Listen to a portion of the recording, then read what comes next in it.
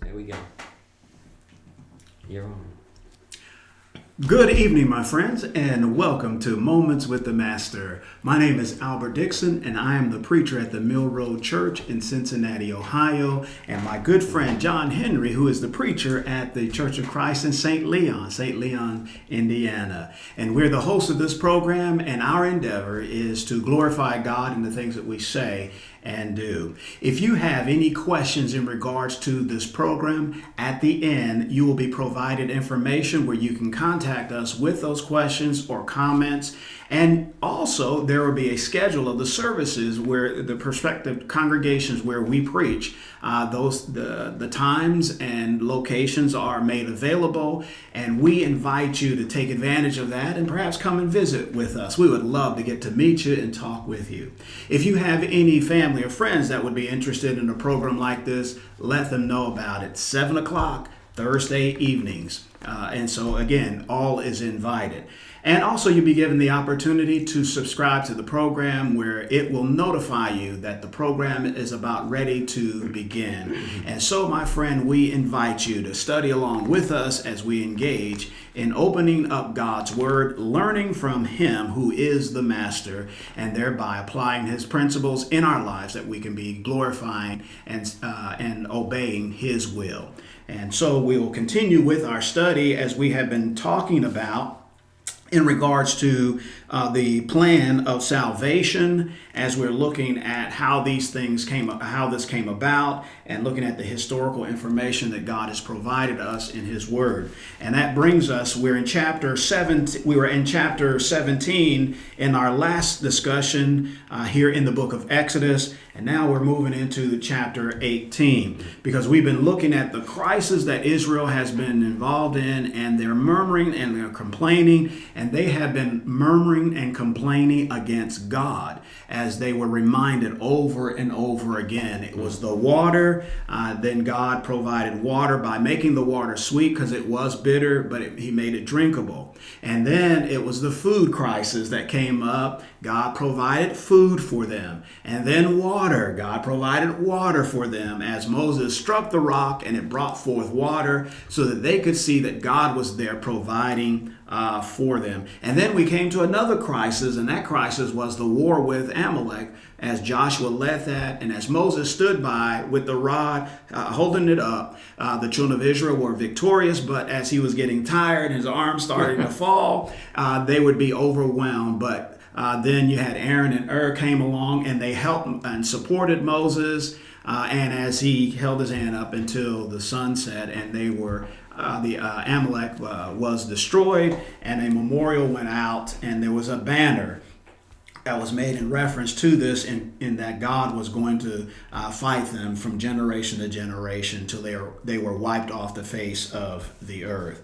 So now that brings us to chapter 18, as we're looking at the challenges, John, I see that Moses has with the children of Israel in leading such a great number of people. And he is so caught up in doing this. And I can see God's wisdom and providence in providing Jethro, who is Moses' father-in-law, that will come to him. Yeah. Well, just like you said, Moses had been taking on the problems of the children of Israel, and it was really working on him as far as his physical health. Yes. Having to sit there from morning till evening. He was trying to be a good judge of the things that needed to be judged, and then there were other things that seems to me like he was explaining to the children of Israel that had to do with what God had wanted them to be doing. And just to read some of these verses here, beginning with verse 1. When Jethro the priest of Midian, Moses' father-in-law, heard all that God had done for Moses and for Israel's people, and that the Lord brought Israel out of Egypt, then Jethro, Moses' father-in-law, took Zipporah, Moses' wife, after he had sent her back, and her 2 sons, of which the name of the one was Gershom, for he said, I have been an alien in a strange land. And the name of the other was Eliezer, for the God of my father, said he, was mine help, and delivered me from the sword of Pharaoh. And Jethro, Moses' father-in-law, came with his sons and his wife unto Moses into the wilderness, where he encamped at the mount of God. And he said unto Moses, I, thy father-in-law Jethro, am come unto thee, and thy wife and thy 2 sons with her. And Moses went out to meet his father-in-law, and did obeisance, and kissed him. And they asked each other of their welfare. And they came into the tent, and Moses told his father-in-law all that the Lord had done unto Pharaoh and to the Egyptians for Israel's sake, and all the travail that had come upon them by the way, and how the Lord delivered them. And Jethro rejoiced for all the goodness which the Lord had done to Israel, whom he had delivered out of the hands of the Egyptians. And Jethro said, Blessed be the Lord, who hath delivered you out of the hand of the Egyptians, and out of the hand of Pharaoh, who hath delivered the people from under the hand of the Egyptians. And now I know that the Lord is greater than all gods, for in the thing wherein they dealt proudly, he was above them. And Jethro, Moses' father-in-law, took a burnt offering and sacrifices for God, and Aaron came, and all the elders of the wilderness, to eat bread with Moses' father-in-law before God. Now, as you can see, there's some interesting things in these first 12 verses that we can look at about Jethro. The one thing is when Jethro met his father-in-law,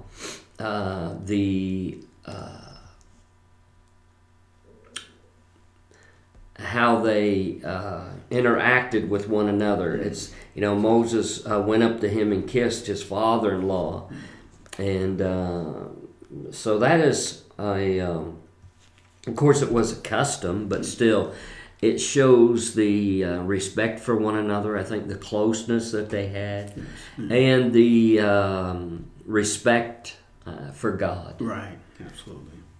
And then he says, of course they talked. They told each other, I guess, a little bit about what was going on, and especially Moses, he told his father-in-law, he said, hey, here's what God has done for us. And Jethro said, well, that's good to hear. Right. That's good to hear that God had done this for them, how he had delivered them out of the hands of Egypt, and that he blessed the Lord, God Almighty, for doing that. And then you come down to verse 11, he says, now I know that the Lord is greater than all gods. Now, that's interesting to me, because in a minute it's going to tell us that he's a priest. Now, I don't know what he was thinking, if this is just a statement in general, or if this was something that maybe he had begin to have doubts about. Sometimes we do that to ourselves. We'll sit around and we'll cause ourselves to have doubt. Just like Thomas, when we come over to the book, unless I see him, I think you guys are playing a trick on me here. Yeah. And so unless I see the Lord, then in order to get rid of those doubts. And so maybe that is what's going on here. But anyway, now he knows. Well, if Jethro knows, then and Jethro's heard about this already, then what? How far is this spread? What God has done down here to all these other nations? Because remember, when we get up to that point, they're ready to do war with Israel because they're afraid of their God. Right. And then the next thing that's interesting to me is the burnt offering and the sacrifices to God for what he did. And that is a way of expressing their gratitude. And then he goes on and he points out Aaron came and all the elders of Israel to eat bread with Moses, his father-in-law, before God. Now, that's interesting in the sense that, here comes Aaron, Moses, and then you've got all the elders. Of course, I don't know how many that was. Right. But you take this big group here that's come, and they're there to eat bread with Moses' father-in-law. And I would suppose that from when we study forward, that possibly this has something to do with the sacrifice they just made. Mm-hmm. Because we're going to learn in some of these sacrifices, they were allowed to eat them. Mm-hmm. And so I would say that probably that's what they were doing here. Right. They took this sacrifice and made this great offering unto God, and then sit down and maybe discuss more about God. That's possibly. You can see that happening. Yeah, because Jethro is a spiritual leader. And that's one of the things about priests, that they were to be the spiritual leaders, knowing the law and God, as we will see later on with the children of Israel. But that concept of the priest does carry with it this idea of a spiritual leader. And in Jethro's case, Jethro recognized, there is this true and living God. And sometimes I wonder if that statement where he does say, "Now I know," is the fact that I am serving God, and I know he exists, I know he is active, but the act that God had done was a very powerful and it's sort of like earth-shattering or earth-shaking event when the waters part and they're able to walk on dry land. And it's like, wow, now I know that he truly is, because of that magnificent thing. And as you had alluded to, John, that it does go out and it impacts Jethro as well as many other people who heard about this. And what I found interesting too is, whereas Israel was complaining with, number one, as their backs are to the sea, and and the Egyptian army is pursuing them, they express this fear. And then when they cross over on dry land and they sing the song of praise to God, and then they enter into these crises and God provides. So Jethro hears about this, but notice his attitude. His attitude is the good things that God has done. He recognizes that. And that's one of it's a matter of perspective and heart of serving God.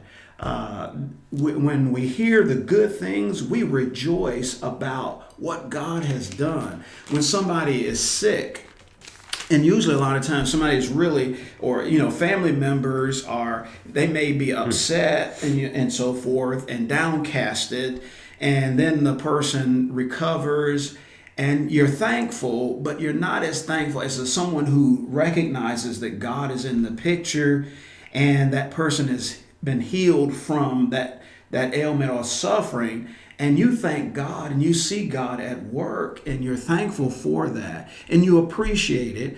Sometimes I think when we are actually involved, how much do we really appreciate it ourselves? And when we have our hearts right with the Lord, I think it means more whether we hear about it, this being done to someone else or even ourselves. We love the Lord and we praise Him for such wonderful and good things that He does for people. And that was one of the things I saw there with Jethro's attitude. I really appreciated that. And some in-laws don't get along, but yet, as you made mention about that. Now, I was thinking that, brother. I was thinking that. I didn't know if I wanted to bring that up. I'm bringing it up. I'm bringing it up. But it depends on the attitude of the individuals. Sure. And when the attitude is right, it can bring harmony and you can see closeness. You can see the closeness. Exactly right. So I appreciate that with Jethro and Moses. So you learn those very valuable lessons. And there was something else that I had seen too that I appreciated, and that is there is an indication that Zipporah and the children were not with Moses when he was down in Egypt, that they had been with their Father. with the father. So it's so that's a good picture that we see the family being reunited. Well, that was probably wise. Yes. Because there would be a lot of stress and pressure, a lot of danger, Yeah. because of the position Moses was in. Right. Exactly. And if his family was there, and it's just like anything else, if they went after the family, then they would have Moses like this, Right. okay, you're going to take that back, or we're going to, kill your family. Right. They would use that as leverage against him. So I'm thinking that's probably why that was done. That's right. And I'm sure, God had a part in that. Absolutely. Yeah, you can see the wisdom in that. Absolutely. That brings us to the next part there, unless you have any... Oh, no, Okay. No, go ahead. If you have anything else. There, verse 13, and it says, "And it came about the next day that Moses sat to judge the people, and the people stood about Moses from morning until the evening. Now when Moses' father-in-law saw all that he was doing for the people, he said, 'What is this thing that you are doing for the people? Why do you alone sit as judge, and all the people stand about you from morning until evening?' Moses said to his father-in-law, 'Because the people come to me to inquire of God. When they have a dispute, it comes to me, and I judge between a man and his neighbor and make known the statutes of God and his laws.' And so Moses' father-in-law said to him, 'The thing that you are doing is not good. You will surely wear out both yourself and these people who are with you. For the task is too heavy for you. You cannot do it alone. Now listen to me. I will give you counsel, and God be with you. You be the people's representative before God, and you bring the disputes to God. Then teach them the statutes and the laws, and make known to them the way in which they are to walk and to work they are to do. Furthermore, you shall select out of all the people able men who fear God, men of truth, those who hate dishonest gain. And you shall place these over them as leaders of thousands, of hundreds, of fifties, and of tens. Let them judge the people at all times, and let it be that every major dispute they will bring to you, but every minor dispute they will bear the burden with you. And if you do this thing, and God so commands you, then you will be able to endure, and all these people also will go up to their place in peace.' And so Moses listened to his father-in-law and did all that he had said. Moses chose able men out of all of Israel, made them heads over the people, leaders of thousands, of hundreds, of fifties, and of tens. And then they judged the people at all times. The difficult dispute they would bring to Moses, but every minor dispute they themselves would judge. Then Moses bade his father-in-law farewell, and he went his way into his own land." Great lessons throughout those verses there, of what Jethro points out. Well, I like, the next morning when he sees Moses out there trying to do all this work, and then he more or less says, kind of like, what do you think you're doing? Trying to listen to all these people. It's kind of a mild rebuke. Moses, you don't have to do this. God will let you have some help. Yes. And so he begins to talking about him, or to Moses, I should say. And if you don't change the way that you're set up here, you're going to wear yourself down to a frazzle, as we would say. Right. There's not going to be too much of you left. That's right. And so they have this discussion between one another. And in verse 17 he says, "Now, Moses, the thing that you're doing is not good." Right. And You notice the respect that Moses has, and you sometimes look at people today. Maybe a father-in-law tries to give a son-in-law instructions. He just stay out of my business. Who are you? Right. And all that stuff. Yeah. I mean, that happens. Right, it does. And but notice the great respect. I mean, this is good advice. Yeah, absolutely. It is. It really is. My father always taught me. He said, "Now it's like this. It's kind of like this. I'm going to give you advice, but what you do with it, that's up to you. That's right. But at least listen to me. Right. Show that much respect." Right. Yeah. And so, that's just the way things work. If my father had something to say, he'd say it. Okay, now here's what I see, and just like Jethro did. Right. And then if you want to do it that way, if not, well, do it another way. That's right. Yeah. But at least you've respected. Right. But not just between me and my father, but of course the same would go in this situation also. Right. Because notice, father-in-law, it's like having another father. Right. Because of your wife. Yeah. So you want to respect him too. Yeah. And so, I mean, that's one of the things that I see here that kind of stands out to me. And so, as we see, he listens to what his father-in-law has to say down there in verse 19. Right. Hearken now to my voice, and I will give thee counsel, and God shall be with thee. Mm-hmm. Be thou for the people to Godward, that thou mayest bring the causes unto God. Mm-hmm. And then he goes on and talks about how he needs to teach them and things like that. Right. John, that goes along with like I said, the statement that it is not good. And you can see with God when he created man, and he said it's not good for man to be alone, and he creates a helpmeet for man.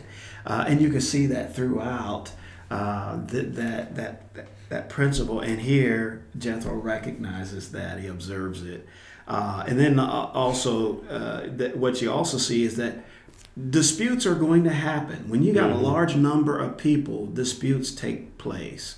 There are going to be some challenges. There are going to be some differences, and so there is this need for guidance. There is this a standard for individuals to go by, and especially in this case, it would be the standards of God or the statutes of God that is going to be conveyed. And the thing is that Moses, he's not alone. There are others who can learn. Mm-hmm. And sometimes it's easy to get caught up into thinking that you're the only one. Yeah. And because you're trying and striving to do the best that you can for God. And Moses is to be applauded for that. That he sees a responsibility and he takes it seriously. And so sometimes you can get caught up in that and forget that you need help. I think that's a good point you made, taking it seriously. Right, yes. And he wasn't doing this because look at me. Right, exactly. Pride, some kind of pride they know. Mm-hmm.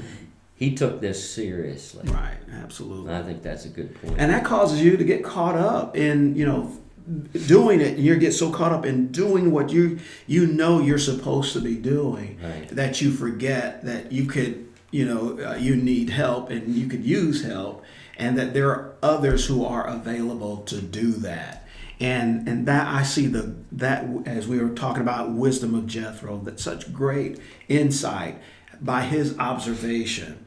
And and you mentioned earlier about the relationship of Jethro and Moses, and you can see how that relationship really helped, and it was very palatable for Moses to listen to Jethro's instruction because of that relationship, and you can see it all working out and seeing it benefiting Moses, and not only benefiting Moses but the people, that they can get their issues resolved and not be frustrated about it.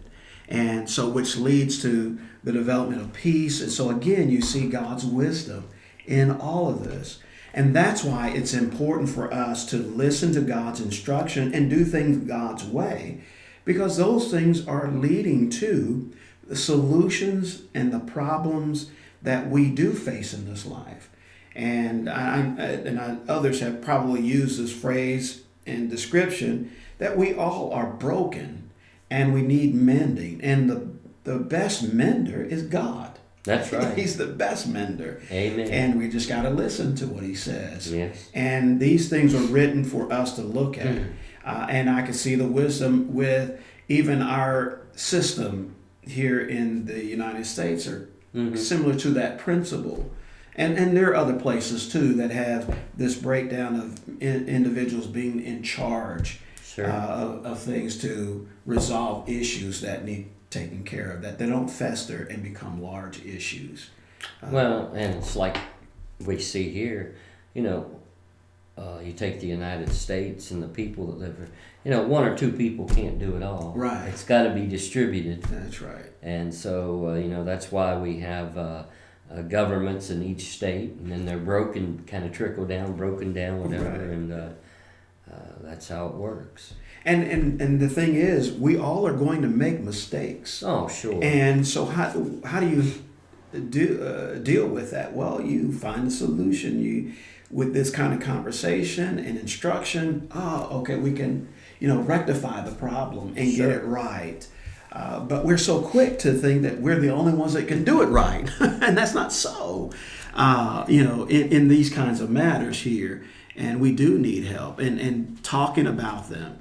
And as we've been talking about ourselves, we even in these discussions, we help each other and hoping that we're stimulating thoughts for others as well in these matters as we're looking at the plan of God unfold and then looking at his wisdom of why it's done the way that it's done and say, well, we need to trust God because his way is the best way. Even when we come to the fruition and the ultimate point of our studying concerning God's plan of redemption and seeing why that is the case. But, again, going back to what you were saying, Jethro is going to teach or show Moses that he doesn't have to do it. Right. But he says in verse 21, he said, "Thou shalt provide out of all the people able men, such as fear God, men of truth, hating covetousness, and place such over them." Excuse me, to be rulers of thousands, rulers of hundreds, rulers of 50s, and rulers of 10. And let them judge the people at all seasons. And it shall be that every great matter they shall bring unto thee, but every small matter they shall judge. So shall it be easier for thyself, and they shall bear the burden with them. So all of a sudden, here's the advice, Moses. You don't have to do it all. There's others that can help you, but he said they need to meet these qualifications. Right, absolutely. They got to be these kind of men. Yeah, you just can't throw anybody into that office. Yeah, that's right. Yeah. Because notice, men, now you think about men of truth hating covetousness. Mm-hmm. Now, why do you think he would say something like that? Yeah. You look at our system today. What do? Well, if we can, we bribe the judges. Right. Yeah. And then we get things our own way. Yes. Yeah. And so, Jethro had the ability, probably through insight of the Holy Spirit, that you don't need men that are That's right. that are going to take bribes and then favor something. Because of this person, gave me a little bit of money, so I'm going to go in his favor. Right, yes. So I thought that was kind of interesting, too, the kind of men that had to be chosen to be a judge over the people. And the same thing is true today. We have elders, such as yourself, who... God has put them in charge or put them over his people. But they have to meet certain qualifications, don't they? Yes, they do. Okay, and so they've got to be men just like this. They got to be men of truth. They got to be men who hate covetousness. Right. And so God lists all those qualifications over in Timothy and Titus. Right. And you can go over there, we can read and study, and we understand what God wants. Right. Because, it's God knew that there was always, like you said, there's always going to be problems. Right. Somebody's got to deal with that. Right, exactly right. They have to And deal with and then back here, you can see, it doesn't stop today. But another thing that needs to be pointed, it was always men. Mm-hmm. But I know today we've got women stepping in where they don't belong. Mm-hmm. Because it's always been the man Right. that God had chosen, just like to be these judges, Right. just like to be elders and deacons, Yes. or preachers, Right. even. And again, it fulfills the purpose and the role that God intends. And, it's interesting in that list there, verse 21, men who fear God. Right. That's the first thing there. If you fear God, then the other things begin to fall into place, because now you are going to be men of truth. You're going to strive to, because that truth is connected to God. Right. And since truth is connected to God and you fear God, therefore you're going to have respect for the truth. And then with what the truth teaches, causes our lives to be conformed to it, and therefore you're going to be against those kinds of things of dishonest gain or covetousness. That's not your mindset. Your mindset is to please God. Sure. Because you fear Him. You have utmost respect for Him, and therefore you are serving the people. But as you mentioned about the bride, when those things happen, you're no longer serving the people, and it just creates more problems. Mm-hmm. And you could see where various forms of even governments, where men are no longer serving the people, they're serving themselves. What happens is it creates more problems. Sure. Nothing gets resolved the way that it should. And then when you have someone that comes in and try to rectify the problem, sometimes people are very skeptical, and so forth. And here, in this case, you can see the wisdom of those type of men being chosen to be in those positions to help resolve a lot of the issues dealing with the people, so that they will live a harmonious life. And that's God's community. That's what God wants. Sure. And, that's always been the case, yes. I believe, since creation. As Solomon said, in all of his wisdom, to fear God and keep His commandments. That's right, yes. Now, that's how the King James, but if you, I preached a little sermon on that, but if you go in there and look at that, to fear God and keep His commandments, what that literally means is that, man, that this is something that is continuous from the beginning till the end. Mm-hmm. So it started with Adam and Eve, and it will end when Christ returns. That's right. And so people that go around and say, well, they don't have to obey God, they don't have to listen to God, they can do their own thing, go to heaven. Well, I'd encourage you to read Ecclesiastes 12. Right. Pay attention to the latter verses. Right. Yes. Because that is something that God has commanded from day one. Yes. Yes, indeed. That this take place, and like you said about it, it's just such a great statement. I mean, you got to have people that's going to fear God. Right. Well, what happens when we don't fear God? Well, look at Noah. Yeah. I mean, that's right. I keep going back there, but it's still, it's a great example. Those people quit fearing God. And then you've got Sodom and Gomorrah. Right. What happened there? Well, they quit fearing God. Yes. Yeah. And they quit working His righteousness. Right. They quit keeping His commandments. Right. So it leads to destruction. Everything leads to destruction when we don't fear the Lord. And so again, you learn these very valuable lessons as you're looking at these historical events. And they're there for that very purpose, as we're seeing how God is bringing about, again, his plan to redeem man. But at the same time, when you get there, you could see why. Sure. And you appreciate it more when you're able to make those kinds of connections. And that's why we encourage you to spend these times of study with us as we go through this. And we're hoping to spark thoughts with you and encourage you to look at the scriptures and see the richness of them and see that wisdom and get to know God, that he's looking out for our best interest. Another interesting thing, when we get over to verse 22 here, it says that, he tells Moses, he said, and let them judge the people at all seasons or at all times. And it shall be that, if it's a great matter, then you take care of it. But if it's a small matter, you let them. It kind of reminds me of our court system. Yes. Because the high matters go to the Supreme Court. Right, yes. They deal with them. Right. But the small matters, the other ones, the other courts in our system, can take care of that. Now, in verse 23, if thou shalt do this thing, and God command thee so, then thou shalt be able to endure, and all this people shall also go to their place in peace.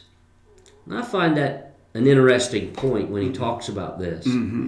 If you'll do what God says, then you'll be able to endure. Now think about the opposite of that. If you don't do what God says, you ain't going anywhere. You're not going to be able to endure, because God's going to bring them plagues on you like he said he would, that he brought upon Egypt. And the people are not going to be in peace. There's going to be chaos. Right, exactly. And so, he has a pretty big responsibility here.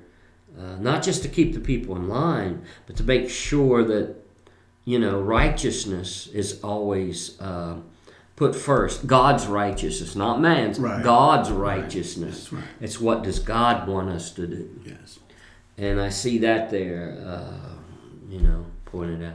So great lessons here as you're looking at these things. And again, the example of Moses and how he conducts himself in this situation. Because remember, as you mentioned, John, the temptation would be, he's in this prestigious position, and people are looking up to him, and sometimes it can cause us to take it for ourselves instead of serving the people as we should.